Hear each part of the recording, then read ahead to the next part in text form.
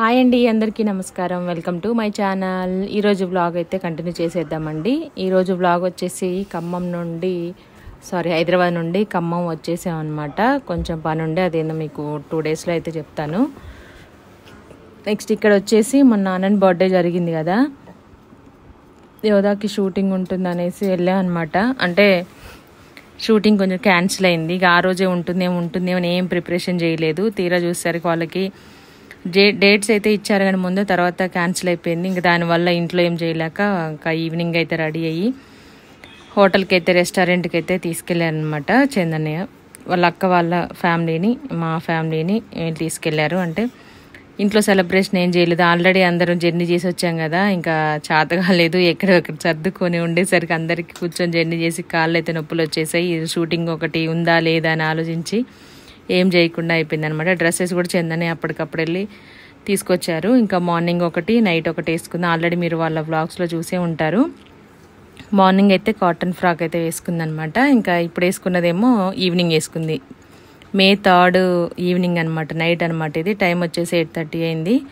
ఇంకా అందరం ఫ్రెష్ అయిపోయి వచ్చేసాము. సేమ్ మా వారి లాస్ట్ టైం బర్త్డే మా వారిది కూడా ఇక్కడే జరిగిందనమాట. అమీర్పేటలో మనకి డీమార్ట్కి పక్కన ఉంటుంది అనమాట. ఆర్ఎస్ బ్రదర్స్ కొంచెం ముందుకు వస్తే ఆపోజిట్ రోడ్డు హోటల్, ఇది ఫిష్ ల్యాండ్ అనమాట. ఇది అక్కడైతే జరిగింది. ఒక చిన్న బిట్ అయితే తీసాము. ఇంకొచ్చిన తర్వాత కొంచెం పని ఉందని చెప్పాను కదా ఇక్కడ. ఇంక మే నెల మొత్తం అటు ఇటు తిరగడం అవే సరిపోతాయి. మదర్స్ డే స్పెషల్ ఒకటి ఈవెంట్ ఉంది. అలాగే ఇంకా చందు అన్నయ్య వాళ్ళది ఒకటి దేవుడు పెట్టుకునేది ఉందంట, అదొకటి. ఇంకా కొంచెం చిన్న పనులు అయితే ఉన్నాయి. దానికోసం మళ్ళీ బ్యాగ్ అయితే ప్యాక్ చేస్తున్నాము. యాక్చువల్లీ అసలు అయితే వెళ్ళకపోయే వాళ్ళం, కానీ షూటింగ్ ఉండడం వల్ల వెళ్ళాము. మాకు కూడా కొంచెం అక్కడ ఒక 2 రోజులు ఉండేసి వద్దామనేసి వెళ్ళాం అనమాట. వాళ్ళు షూటింగ్కి వెళ్ళి చూసుకొని వస్తారు. ఈలోపు మేము కూడా కొన్ని సర్దుకోవాల్సినవి కొన్ని అక్కడ పెట్టేసి వచ్చామని చెప్పాను కదా, ఇంకా అవి కూడా సెట్ చేసుకున్నాను నేనైతే. ఓ 2 డేస్ మాత్రం అదే పని సరిపోయింది. ఇంకా చాలామంది అందరూ అందులోనే ఉంటున్నారా, ఇరుకుగా ఉన్నారా, మీకు సరిపోవట్లేదని. ఇంతకుముందు కూడా దీంట్లోనే ఉన్నాము.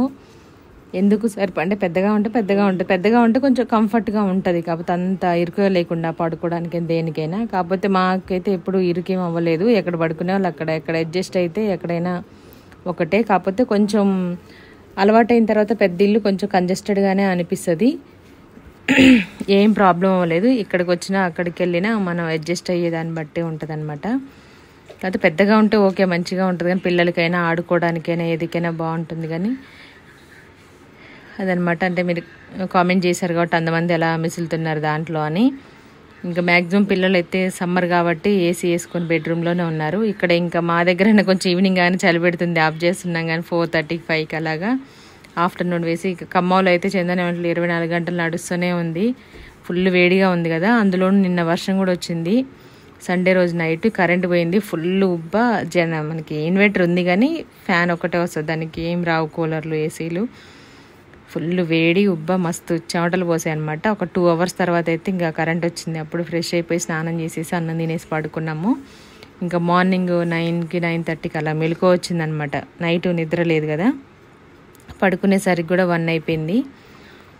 అట్లయింది. ఇంకా మా పిల్లల బట్టలు, మా దీవెనవి నావి ఒక బ్యాగ్లో పెట్టేశాను. బ్యాగ్ అంటే బ్యాగ్ పైన ఉంది కానీ కబోర్డ్స్ పైన. మా వారు అప్పుడు బయటకు వెళ్ళారనమాట, కొన్ని వీడియోస్ తీసుకోవడానికి వెళ్ళారనమాట హైదరాబాద్లో మనకి. అలాగే మళ్ళీ డోర్ అంటది అయితే మొత్తం బ్యాగ్లో పెట్టేసాను అనమాట. మా వారివి, అలాగే దీవెన్ బాపి, నావి దీవెనవి ఒక దగ్గర పెట్టాము. వీళ్ళైతే తక్కువనే పడతాయి అనమాట, చిన్నవి కదా. షార్ట్స్, టీ షర్ట్స్ అవన్నీ దీవెన్ బాబి, వాళ్ళ నాన్నవి కూడా కొన్ని తీసుకొచ్చుకుంటారు. ఎక్కువ తీసుకురారనమాట మా వారు. బట్టలు మావే ఎక్కువ పెట్టుకుంటాము, దీవెనకి ఎక్కువ పెడతాం అనమాట. దీవెన నావే కొంచెం ఎక్కువగా పెట్టుకుంటాము. అది బీరువాలో అయినా బయట అయినా సర్దినా సరే లేడీస్వే ఎక్కువ ఉంటాయి అదనమాట. ఇంకా నాకు అయితే తోచిన వరకు పెట్టాను. నేనైతే మా వారి బట్టలు పెట్టాను, షార్ట్స్ టీ షర్ట్స్ వరకు పెడతాను. కొన్ని అవి కూడా నచ్చవు అనమాట. ఆయనకి ఏమేం కావాలి, ఏదేది వేసుకోవాలి, ఏది కంఫర్ట్ ఉంటుందా అనేసి ఆయనే పెట్టుకుంటారు. ఇంకా నేనైతే సర్దను. కొంతమంది ఇళ్ళల్లో అయితే జెంట్స్ చదువుతారంట, నీట్గా ఉంటాయి అనేసి మొత్తం అంటే ప్లేస్ ఎక్కువగా వచ్చేలాగా పెడతారంట.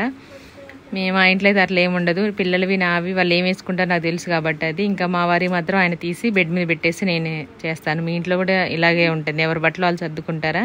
పిల్లలు మాత్రం అస్సలు పెట్టినెవరు, అయినవి కానివన్నీ పెట్టేసి ఇన్ని బ్యాగులు చేస్తారనమాట. ఇంక ఇది హైదరాబాద్ వెళ్ళక ముందు ఖమ్మంలో ఉన్నప్పుడే మేము మా పిన్ని వాళ్ళ కూతురుది ఆల్రెడీ మీ షార్ట్స్ చూసే ఉంటారు.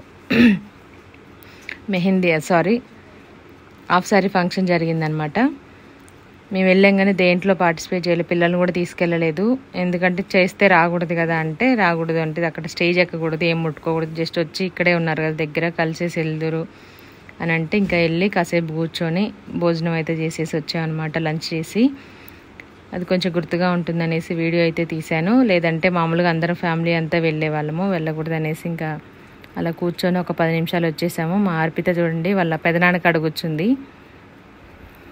వీళ్ళిద్దరు ఒక దగ్గర కూర్చున్నారు, నేను మా చెల్లి మా అమ్మ ఒక దగ్గర కూర్చున్నాం ముందు తినే అనమాట. మా అమ్మ వాళ్ళ బాబాయ్ వాళ్ళ కూతురు అంటే మా చిన్న తాత మనవరాలు అవుతుంది అనమాట. మా అమ్మమ్మ వాళ్ళ తోటి కోడలు మనవరాలు ఫంక్షన్, హాఫ్ సారీ ఫంక్షను ఖమ్మంలోనే గట్టే సెంటర్లో. ఇది బాగా జరిగింది. Thank you.